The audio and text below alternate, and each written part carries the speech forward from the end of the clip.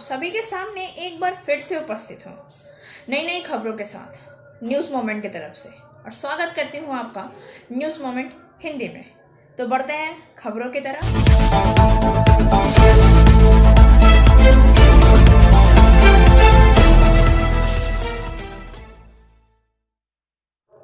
जमीन विवाद के मामले में दो बहनों की गई हत्या।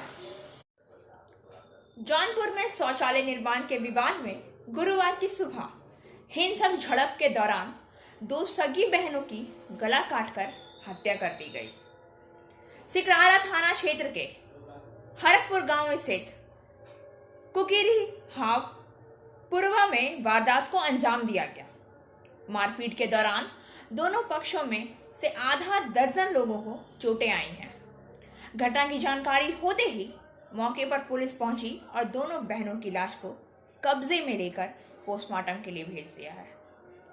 सुरक्षा के मद्देनजर गांव में भारी फोर्स तैनात कर दी गई है। जानकारी के अनुसार उक्त गांव निवासी सगे भाई रमाशंकर पांडे और शिवशंकर पांडे के बीच काफी दिनों से जमीन को लेकर विवाद चल रहा था और उसी विवादित जमीन पर गुरुवार को रमाशंकर पांडे शौचालय का निर्माण करा रहे थे। इसे देखकर शिवशंकर पांडे उसे रोकने के लिए पहुंच गए। इस बात को लेकर दोनों भाइयों के परिवार वाले भी उस मौके पर पहुंच गए और मारपीट शुरू होने लगी। आरोप है कि रमाशंकर पांडे के बेटे आशीष पांडे ने धारदार हथियार से हमला करना शुरू कर दिया।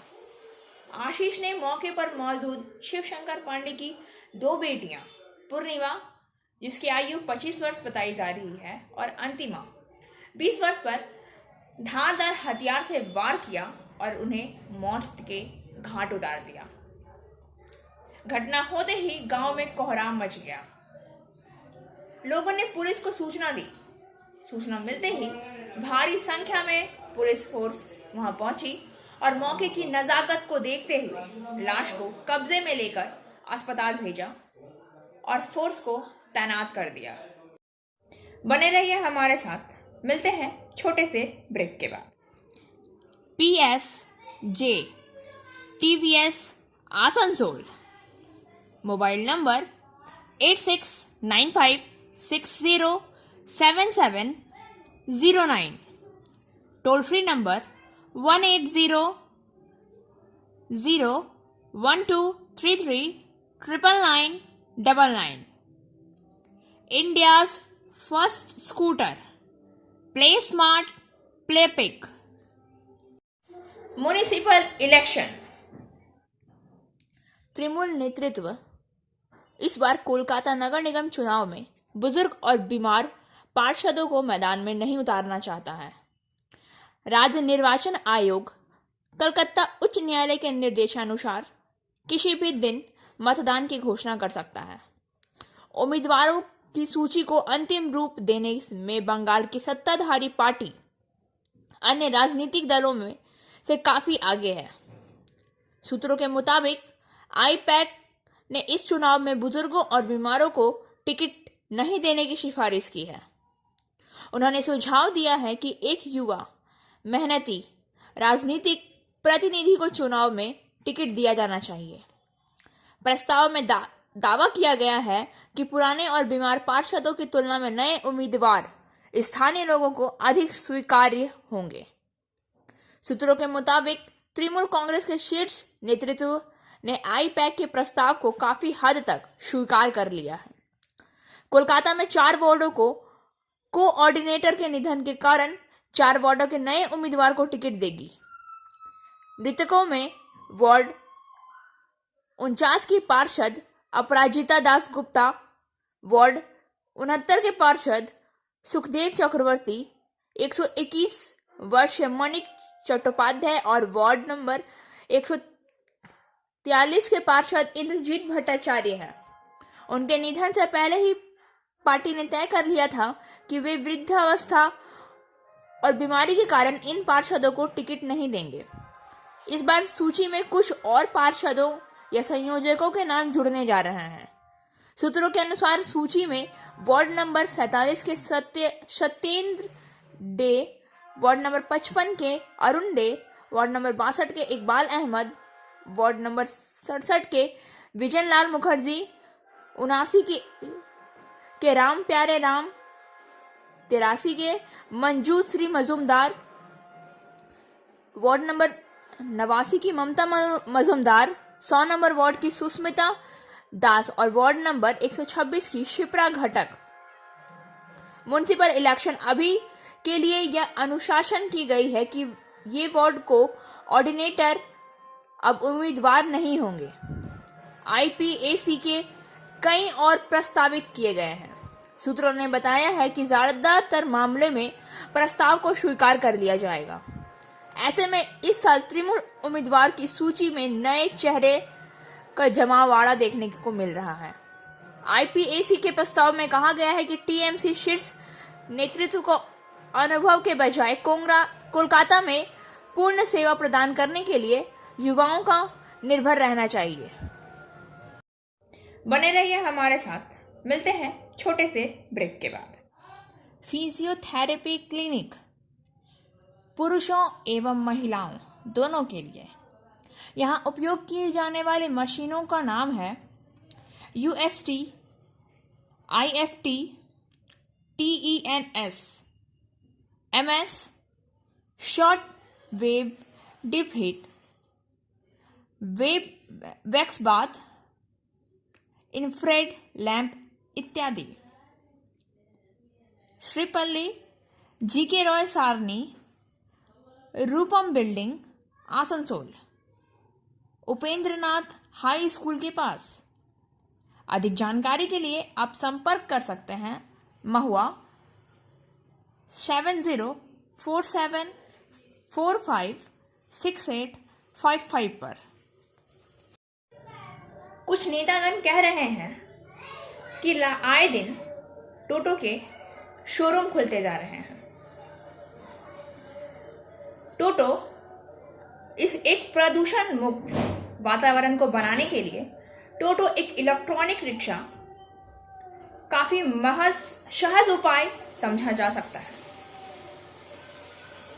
लेकिन लगातार दिन प्रतिदिन टोटो के बीच, टोटो, ऑटो और बस वालों के बीच जो झड़प हो रही है, जो झगड़े का कारण बन रहे हैं, उसे आखिरकार कौन रोकेगा? तरलीकृत पेट्रोलियम गैस पर चलने वाला एक पारंपरिक तिपहिया वाहन उत्सर्जित करता है। एनर्जी रिसर्च इंस्टीट्यूट द्वारा किए गए एक अध्ययन के अनुसार एक वर्ष में लगभग 0.005 टन पार्टिकुलेट मैटर 10 PM और एक वर्ष में लगभग 3.72 टन कार्बन डाइऑक्साइड और इलेक्ट्रिक 3 व्हील आधारित IPT सेगमेंट, विशेष रूप से इलेक्ट्रॉनिक रिक्शा जिसे टोटो भी कहा जाता है, इस संक्रमण में विजेता के रूप में उभर रहे हैं। लेकिन आसनसोल में ई रिक्शा अर्थात टोटो को समस्याएं हो रही है। अधिकांश स्थानों पर टोटो रिक्शा द्वारा उनका पीछा किया जाता है। टोटो और अन्य रिक्शाओं द्वारा उनका पीछा भी किया जाता है और कुछ स्थानों पर बस के द्वारा भी। प्रशासन इस संबंध में कोई ठोस कदम नहीं उठा पा रही है। प्रशासन ना तो उनका पंजीकरण कराने की कोशिश कर रही है और ना ही उन्हें अपना कोई रूट तय कर रही है। टोटो के विभिन्न शोरूम इसे टोटो को बेच रहे हैं, जो आसनसोल में बढ़ते प्रदूषण के संदर्भ में काफी महत्वपूर्ण है। रिक्शा खींचने वाला आदमी ढहने के कगार पर है, लेकिन ई रिक्शा टोटो को बढ़ावा देने की मांग की जा रही है। हाल ही में एक ग्रुप PF कांग्रेस नेतृत्व टोटो के पक्ष में आगे आया। आइए जानते हैं INTTUC के अध्यक्ष राजू अहलीवाल क्या कहते हैं। तो इस तरह से बेकार युवक जो हैं अपना पेट भरने के लिए किसी तरह से रोजगार कर रहे हैं। हमारा सरकार, हमारी दीदी लोगों को रोजगार देने के लिए एकदम बार बार बोल देगा हम लोगों को रोजगार देंगे, बेरोजगार युवक कोई नहीं आएगा, रोजगार सबको मिलेगा। तो वहां पर सबसे बड़ा गुनाहगार कौन है? जो टोटो जो शोरूम है, जो बेकार युवकों को गुमराह करके टोटो बेच रहा है, सबसे ज्यादा वो गुनाहगार है। ये जो बेकार युवक हैं जो अपना पेट भरने के लिए, अपना परिवार का पेट भरने के लिए जो टोटो चला रहे हैं वो गुनाहगार नहीं है। प्रशासन अगर चाहे तो जो टोटो बेच रहे हैं, जो ई रिक्शा बेच रहे हैं गलत तरीका से, बेकार युवकों को ठग रहे हैं, उनके प्रति कार्रवाई करनी चाहिए। यहाँ पर आसनसोल शिल्पांचल में 46 शोरूम चल रहा है, जिस शोरूम के पास किसी प्रकार की कोई अनुमति नहीं है, लेकिन फिर भी वो लोग टोटो बेच रहा है। युवक लोग रोजगार के लालच में खरीद ले रहे हैं। सबसे पहले जो टोटो बेच रहा है उस पर कार्रवाई होनी चाहिए, उस शोरूम के मालिक को गिरफ्तार करना होगा। जो बेरोजगार युवक टोटो खरीद चुके हैं, हम लोग शुरू से बोले थे, लॉकडाउन से पहले ही बोला गया था कि हम लोग जो है उसको रूट ठीक कर देंगे ताकि इस समस्या का समाधान हो। तो उम्मीद है लॉकडाउन के बाद में ऑफिस बंद था, सारा काम काज ठप था, अभी आरटीओ ऑफिस सब खुला है। हम लोग, हमारे मंत्री आएंगे मौजूदा, हमारे जो अभिजीत घटक हैं वो त्रिपुरा में चुनाव के काम में वहाँ गए हैं प्रचार में, वो लौटेंगे। उसके बाद हमारा नेतृत्व बैठेगा, बैठ के हम लोग जो है ये बेरोजगार युवक जो टोटो चलाते हैं, ई रिक्शा चलाते हैं, उनकी समस्या का समाधान होगा। और हम लोग चेष्टा करेंगे कि वो टोटो को रजिस्ट्रेशन किया जाए, उनको नंबर दिया जाए, क्योंकि पुरुलिया में भी हो रहा है, उनको रजिस्ट्रेशन मिल रहा है, और उनको रूट दिया जाए ताकि प्रत्येक दिन जो बस और ऑटो टोटो का जो झमेला हो रहा है, इस झमेले का हम लोग अवसान करें। आपका नाम? राजू अहलूवालिया, INTTUC नेता, आसनसोल। बने रहिए हमारे साथ, मिलते हैं छोटे से ब्रेक के। Motion Durgapur centre session 2022 and 23 admission open for class 7 to 12 pass, ITI, G and NEET. For further information, please contact 9434822278 or 8900010080।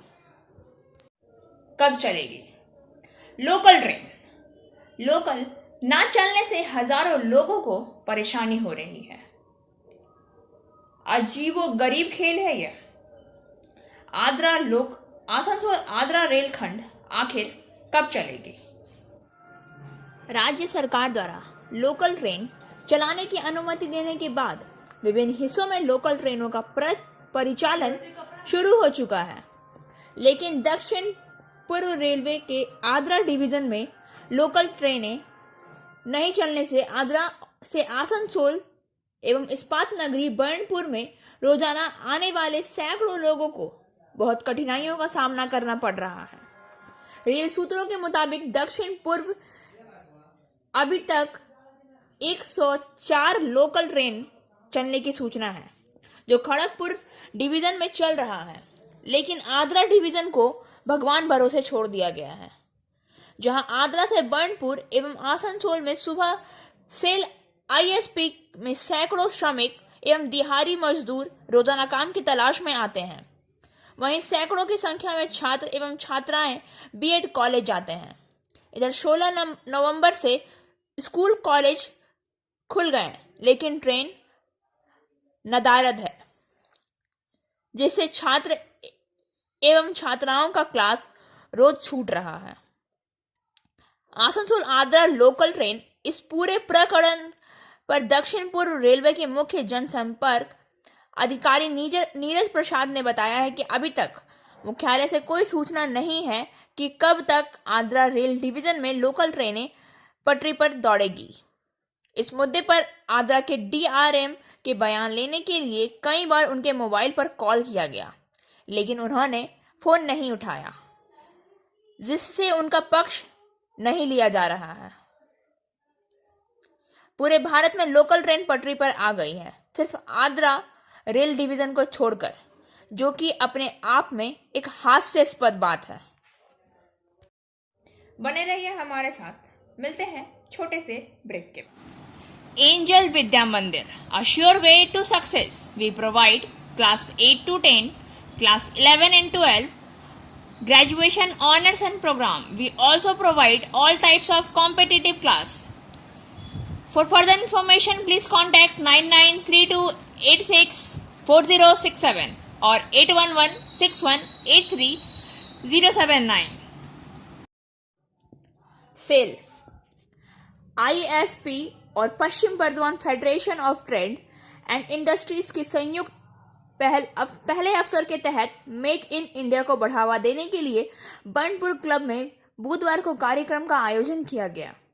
इस दौरान सेल ISP के कार्यकारी निर्देशक AK Singh, S Basu, CGM Amitabh Srivastava, के Ramakrishnan, SK Gupta, Subba Rao, electromechanical association के KK चांडक, सोनिया पजीसिया, PBFTI महासचिव जगदीश बागड़ी आदि मौजूद थे। ISP के कार्यकारी निर्देशक AK Singh, S Basu, CGM Amitabh Srivastava, K Radhakrishnan, SK Gupta आदि मौजूद थे। इनमें मुंबई की कंपनी इम्को एलाइज के पदाधिकारियों ने सेल के अधिकारियों को उत्पादन के बारे में बताया। सेल जिनका आयात विदेशों से करती है, वह इम्को भारत में निर्मित कर देगी। इम्को के डायरेक्टर टेक्निकल जगदीप दत्ता ने कहा है कि उनकी कंपनी सिंटर कार्बाइड एवं अन्य उत्पादन विदेशों से निर्यात करती है। देश में शीर्ष निजी स्टील कंपनियों को भी आपूर्ति करती है। सेल में भी अगर उनके उत्पाद का इस्तेमाल होगा तो मेक इन इंडिया को बढ़ावा मिलेगा। Coaching for medical neat and entrance exam by D.K. Lal sir. For further information, please contact 9832829475. Asansol से चल रहा था साइबर ठगी का गिरोह। आसनसोल में STF का छापा। 3 फर्जी एक्सचेंज जो करते थे हर साल लगभग करोड़ों का चूना, एक गिरफ्तार। आसनसोल नॉर्थ थाना क्षेत्र के सुगम पार्क, अड्डा कॉलोनी व बेबल IT पार्क में किराए के मकान में अवैध टेलीफोन एक्सचेंज चल रहा था। अपराधी घर बैठे इस अवैध टेलीफोन एक्सचेंज को चला रहे थे। नतीजा देश को हर साल करीब करोड़ों रुपए का नुकसान हो रहा था। एक गुप्त सूत्रों से सूचना मिलने के बाद पश्चिम बंगाल की STF केंद्र सरकार के इंटेलिजेंस और टेलीफोन विभाग के अधिकारियों ने एक अभियान शुरू किया। वहां 2 अत्याधुनिक टेलीफोन एक्सचेंज मशीन और एक दूसरे राज्य के युवक को गिरफ्तार किया गया, जिनका नाम जिशाब AK बताया जा रहा है। वह केरल का निवासी है। आरोपी को आसनसोल कोर्ट ले जाया गया। पुलिस उनके बारे में कुछ और जानकारियां जुटाना चाहती है। बने रहिए हमारे साथ। मिलते हैं छोटे से ब्रेक के बाद। Abhinav Ginni house at KN Mukherjee land, Asansol. Telephone number 0341231190। Mobile number 9933990442। It deals in diamond, gems and stones, gold hallmark jewelries, silver items and utensils, zodiac power item। नगर निगम द्वारा अवैध जमीनों को खाली कराने के सूचना के बाद बड़ाकर शहर के सभी दुकानदार अपने अपने दुकान तोड़ने में व्यस्त हैं। दिन हो या रात, दुकान के सामने हथौड़ा और कटर की आवाजें गूंज रही हैं। कई आलीशान मकान जो लोग अपने हाथों से कई तरह के डिजाइन टाइल्स मार्बल लगाकर बनाया था, आज मकान मालिकों ने अपने सामने तोड़वा रहे हैं। मालूम हो कि पिछले एक सप्ताह से नगर निगम के द्वारा माइकिंग कर नगर निगम के ड्रेनों और जमीन के ऊपर जो लोग दुकान और मकान बना रखे हैं उन्हें खाली कराने का आदेश दिया गया है। नगर निगम के अधिकारियों द्वारा भारी दबाव देने के बाद दुकानदार सब सक्रिय होकर उक्त जमीन से हट रहे हैं। वहीं आज दूसरी ओर नगर निगम के अभियंता संतोष कुमार के नेतृत्व में कई लोग और पुलिस को लेकर वार्ड नंबर 67 अंतर्गत ओल्ड जीटी रोड के नाले के ऊपर बैठे दुकानदार और मकानों में चिन्हित करके लाल दाग मार दिया गया और सख्त चेतावनी देते हुए अविलंब हटाने का निर्देश दिया।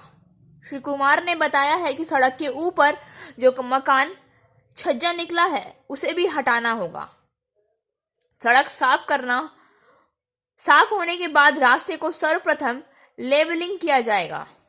उन्होंने कहा कि सड़क के किनारे किसी भी कीमत पर ठेला, खुमचा और नगर निगम की जमीनों पर अवैध कब्जा नहीं होने दिया जाएगा। बने रहिए हमारे साथ, मिलते हैं छोटे से ब्रेक के बाद।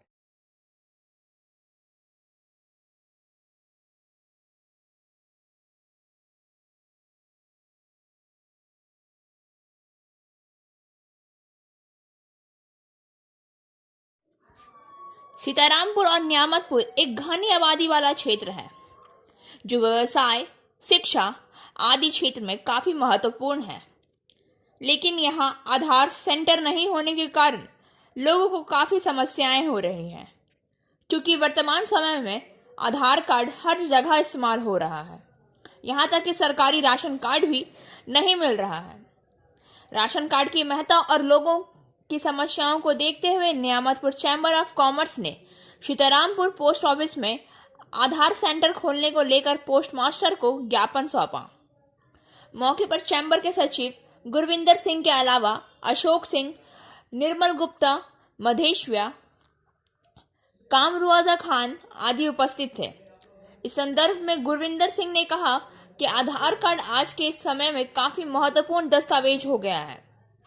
इसके बिना सभी तरह के कार्य बाधित हो रहे हैं। लेकिन न्यामतपुर और सीतारामपुर में आधार कार्ड बनवाने का कोई केंद्र नहीं है। यदि सीतारामपुर पोस्ट ऑफिस में आधार सेंटर खुल जाता है तो सभी लोगों को सुविधा होगी। वहीं पोस्ट मास्टर ने कहा कि आपके आवेदन को उच्च अधिकारी के पास पहुंचा दिया जाएगा, वहां से जैसे निर्देश मिलेगा हम लोग वैसा ही करेंगे। आसनसोल उत्तर थाना अंतर्गत जुबली मोड़ के निकट STC निवेदिता बस टर्मिनस के बाहर अवैध कब्जा कर बनाए गए होटल को विरोध के बावजूद नगर निगम ने तोड़ दिया। इससे कुछ दिन पहले होटल हटाने गई निगम टीम का विरोध का सामना करना पड़ रहा था। इसलिए गुरुवार को नगर निगम पुलिस एवं जिला प्रशासन की टीम के साथ पहुंची और इस संदर्भ में आसनसोल नगर निगम के विधि सलाहकार सुदीप्तो घटक ने कहा कि होटल मालिक को 7 दिन पहले यहां से अवैध होटल हटाने के लिए कहा गया था, लेकिन निर्धारित समय बीतने पर भी जब होटल नहीं हटाया गया तो नगर निगम की टीम ने आकर इस होटल को हटा दिया। वहीं होटल के मालिक साधन पाल का कहना है कि उनके पास ट्रेड लाइसेंस, बिजली का बिल सहित तमाम सरकारी कागजात रहने के बावजूद भी उनके होटल को गिराया जा रहा है, जबकि उनका होटल अस्थायी है। लेकिन वहीं पास में अवैध तरीके से बने स्थायी मकान को कुछ नहीं किया जा रहा है। उन्होंने कहा कि सारा कानून केवल उनके लिए है। उन्होंने बताया कि उनकी मां को कैंसर है। अगर रोजगार का एकमात्र जरिया यह दुकान नहीं रहेगा तो वो अपनी मां का इलाज कैसे कर पाएंगे। दूसरी तरफ इन दुकानदारों के वकील देवज्योति मुखर्जी ने कहा है कि मामले पर अदालत का दरवाजा खटखटाया गया, लेकिन इससे पहले कि अदालत से इस पर कोई फैसला आए, निगम अधिकारी दुकान तोड़ने आ गए। कोल इंडिया की अनूठी पहल, कर्मी की 2 साल की मासूम बच्ची के लिए इलाज के लिए स्वीकृत किए 16 करोड़ रुपए। वर्किंग एडिटर विकास प्रसाद के अनुसार देश की सबसे बड़ी कोयला कंपनी कोल इंडिया ने दिल को छू लेने वाली एक पहल करते हुए अपने एक कोयला खनि की 2 वर्ष की मासूम बच्ची के इलाज के लिए 16 करोड़ रुपए की राशि स्वीकृत की है। कोल इंडिया की अनुषंगी company south eastern coal field limited के दीपिका कोयला क्षेत्र में कार्यरत ओवरमैन सतीश कुमार रवि की बेटी सृष्टि रानी स्पाइनल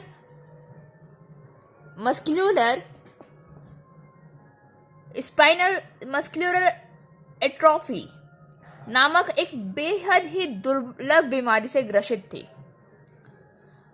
उस मासूम छोटी बच्ची में होने वाली इस बीमारी के स्पाइनल कॉर्ड और ब्रेन स्टेम में नर्व सेल की कमी से मांसपेशियां सही तरीके से काम नहीं कर पाती थी और धीरे धीरे यह बीमारी प्राणघातक होती चली जाती है। इसका इलाज बेहद ही महंगा है और इलाज में इस्तेमाल होने वाला इंजेक्शन जोलजेम्सा की कीमत 16 करोड़ रुपए है। अब कोल इंडिया ने अपने परिवार की बेटी की इलाज के लिए 16 करोड़ रुपए की स्वीकृति दी है। कोल इंडिया के एक वरिष्ठ अधिकारी ने बताया है कि सतीश जैसे कर्मी को अपने बच्ची के इलाज के लिए इतनी ऊंची कीमत का इंजेक्शन खरीद पाना संभव नहीं था। कोल इंडिया ने न सिर्फ अपने परिवार की बेटी की जान बचाने के लिए यह बड़ी पहल की, बल्कि सार्वजनिक क्षेत्र के अन्य उपक्रम और दूसरे संस्थानों के लिए भी एक मिसाल पेश की है, जो इस धारणा पर कार्य करते हैं कि कर्मी और उनका परिवार उनकी सबसे बड़ी पूंजी है और उनकी जिंदगी बचाना संस्था का प्राथमिक कार्य है। गौरतलब है कि कोल इंडिया की यह पहल ऐसे समय में आई जब देश भर में कोल इंडिया और उनकी अनुषंगी कंपनियों में कार्यरत कर्मी बिजली बनाने के लिए कोयले की बढ़ती मांग के मद्देनजर जरूरी सप्लाई सुनिश्चित करने हेतु दिन रात अवतरण कार्य में जुटे हैं। सृष्टि रानी के इलाज के लिए विदेश से आयात कर 16 करोड़ रुपए का जोलजेम्सा इंजेक्शन दिया जाना है। एम्स दिल्ली में इलाज के बाद सृष्टि फिलहाल अपने पिता के कार्यस्थल दीपिका के आवास में रह रही है, जहां उन्हें पोर्टेबल वॉलंटियर पर रखा गया है। गौरतलब है कि 22 नवंबर 2021 को अपने जन्म के 6 महीने के भीतर ही सृष्टि काफी बीमार रहने लगी। इस बीच कोविड महामारी की वजह से उनके माता पिता उसे बेहतर इलाज के लिए बाहर नहीं ले जा सके और स्थानीय स्तर पर उसका इलाज चलता रहा।